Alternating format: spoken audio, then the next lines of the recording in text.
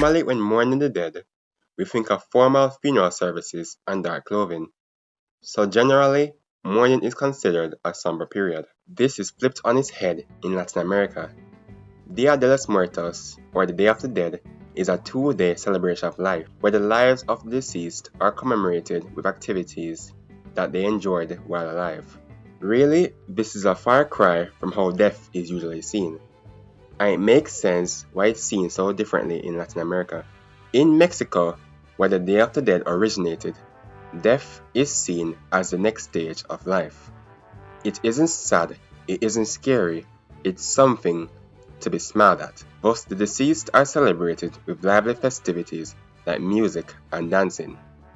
Dia de los Muertos is celebrated on the first 2 days of November. It's believed that on midnight October 31st, the passageway between the spirit realm and the realm of the living opens, allowing spirits to enter our world and spend time with their loved ones. This tradition can be traced back to the Aztecs. They believed that the deceased traveled to Chuquunamiclan, the world of the dead. In this world, they had to traverse 9 challenging levels before reaching Mictlan, their final resting place. To reach this point, spirits would have to travel for 4 years. To aid them in this process, family members would provide them with food, water, and tools, and this ritual would be held in August.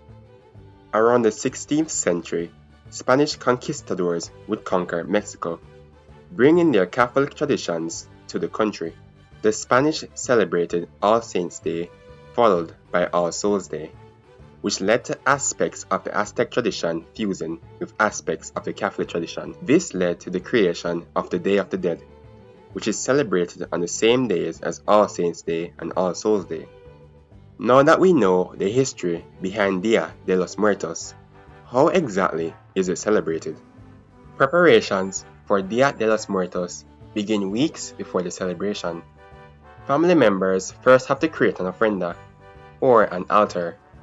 These altars are colorful, usually consisting of pictures of the deceased, along with their favorite foods, water, and flowers.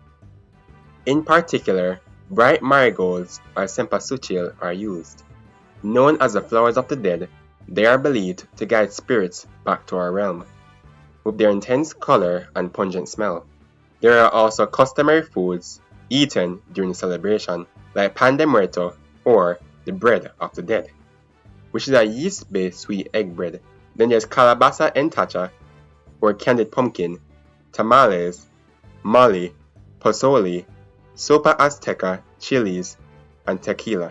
There is another customary food, but we'll be saving that for later. The offerings on the ofrenda are meant to represent the 4 elements. Candles will represent fire. The water is, of course, representing itself.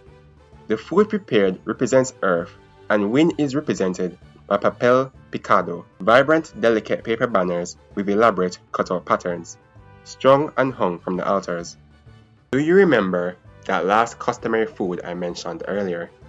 That would be calaveras, decorated skulls made out of sugar.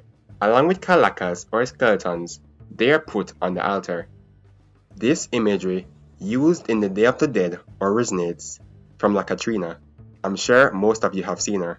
She's been the face of Dia de los Muertos since the beginning of the 20th century, when cartoonist and social activist Jose Guadalupe Posada created her to protest Mexico's growing desire to be more like the Europeans. Since then, La Catrina has become iconic, with even the people celebrating the Day of the Dead painting their faces to look like hers.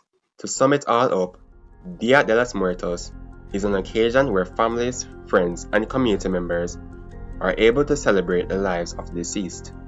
Even in death, they still live on, unforgotten in the hearts and minds of their loved ones. And through the Day of the Dead, they are able to be remembered. I am Dan, your host, and thanks for watching.